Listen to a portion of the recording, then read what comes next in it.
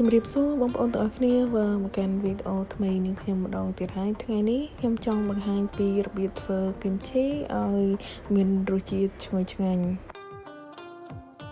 តើមានគ្រឿងផ្សំអ្វីខ្លះអញ្ជើញទស្សនាវីដេអូមួយនេះពីដើមរហូតដល់ចប់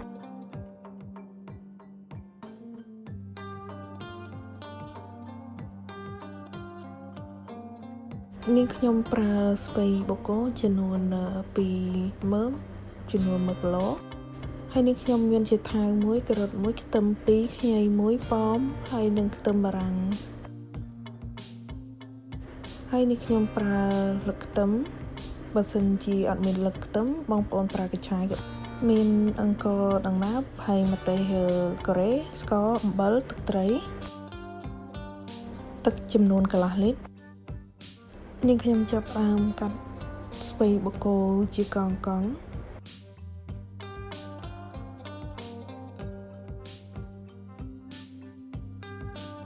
បងប្អូនអាចពុះជា2ក៏បានដែរស្ពៃបូកូ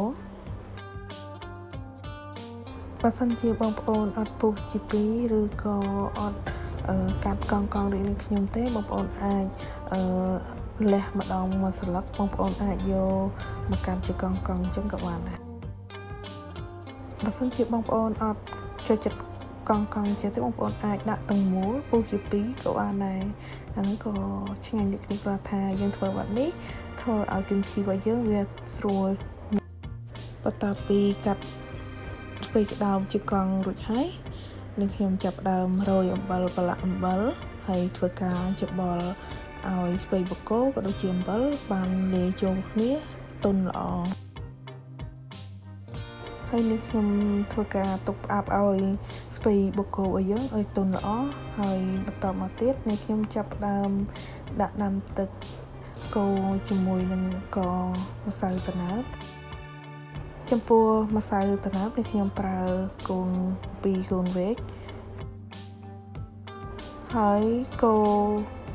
ទឹកហើយនឹងកូរត្នោតបងប្អូនយើងកូរឲ្យសព្វសិនចាំយើងបើកភ្លើងយើងកូរម្សៅម្ទេសគីមឈីហ្នឹងឲ្យលាយជាមួយនឹងម្សៅកូរត្នោតដែលយើងកូរឲ្យសព្វទៅ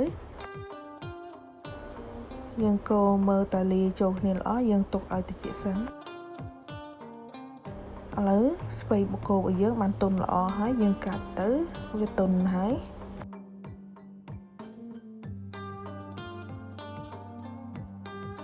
យើងយកស្ពៃបូកូយើងនឹងយកទៅលាងទឹកឲ្យស្អាត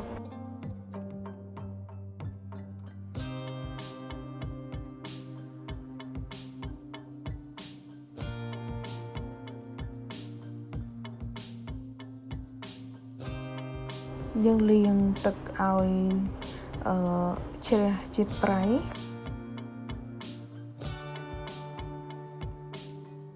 រួចហើយចាំយើងស្រង់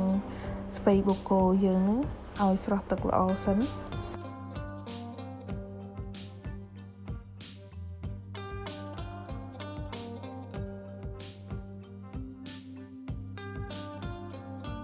ចំពោះជាថាការ៉ុតខ្ញុំហាន់បែបហ្នឹង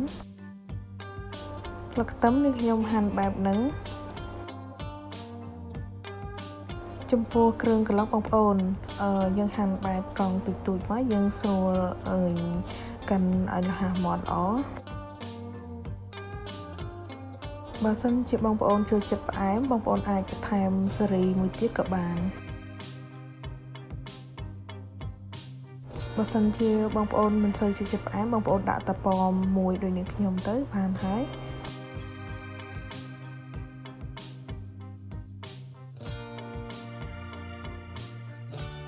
បន្ទាប់ពីធ្វើការហាន់ឲ្យទូចល្អិតដូចគ្នាហើយ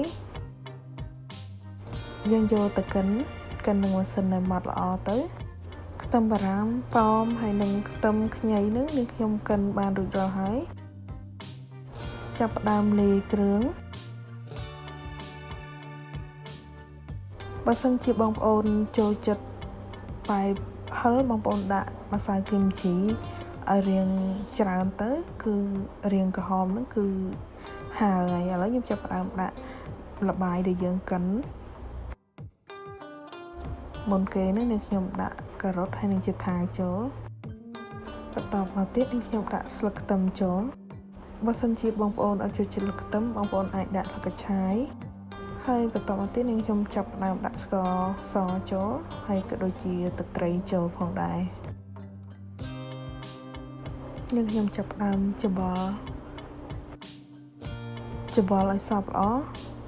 ហើយចំពោះស្លឹកខ្ទឹមនេះបងប្អូនបើសិនជាបងប្អូនចូលចិត្តស្លឹកកញ្ឆាយបងប្អូនអាចដាក់ស្លឹកកញ្ឆាយលាយជាមួយស្លឹកខ្ទឹមក៏បានដែរឬក៏បងប្អូនអត់ចូលចិត្តស្លឹកកញ្ឆាយបងប្អូនអាចដាក់ស្លឹកខ្ទឹមដូចនឹងខ្ញុំសុទ្ធក៏បានដែរបន្ទាប់ពីច្បល់ស្លឹកខ្ទឹមរួចរាល់ហើយនេះខ្ញុំចាប់ផ្ដើមដាក់ស្ពៃបូកគោដែលយើងប្រឡាក់អំបិលសម្រស់លាងទឹកសម្រស់ឲ្យល្អហ្នឹងយើងយកមកលាយជាមួយល្បាយដែលយើងលាយមុនហ្នឹងហើយយើងធ្វើការកូរច្បល់ឲ្យសព្វល្អគីមឈីនេះយើងអាចញ៉ាំជាមួយនឹងសាច់អាំងក៏ដូចជាមីហឹលហើយយើងអាចញ៉ាំជាមួយនឹងសាច់ប្រឡាក់យើងធម្មតាក៏អាចញ៉ាំបានដែរចំពោះរសជាតិបងប្អូនអាចដាក់តាមតម្រូវចិត្តបងប្អូនចូលចិត្តហើយភាគច្រើនបងប្អូនគីមឈីធ្វើតែមួយថ្ងៃកន្លះយើងអាចញ៉ាំបានហើយបើសម្រាប់នេះខ្ញុំចូលចិត្តមួយថ្ងៃខ្ញុំចូលចិត្តប៉ុណ្ណឹងល្មមឥឡូវគីមឈីរបស់ខ្ញុំចាប់ផ្ដើមទុកផ្អាប់មួយយប់នៅក្រៅធម្មតាហើយនេះខ្ញុំទុកបានមួយយប់ស្អែកឡើងនេះខ្ញុំបើកមកគឺជូរល្មមបងប្អូនបើសិនជាបងប្អូនចូលចិត្តជូរខ្លាំងបងប្អូនអាចដាក់មួយថ្ងៃកន្លះទៅហើយចាំយើងយកទៅដាក់នៅក្នុងទូធ្វើឲ្យគីមឈីយើងងុំហើយរឹតតែឆ្ងាញ់អរគុណបងប្អូនដែលតែងតែទស្សនាវីដេអូនេះខ្ញុំពីដើមរហូតដល់ចប់ហើយបងប្អូនកុំភ្លេចជួយ Subscribe Channel ម្នាក់មួយដើម្បីទទួលបានវីដេអូថ្មីៗជារៀងរាល់ថ្ងៃសូមអរគុណសូមជម្រាបលា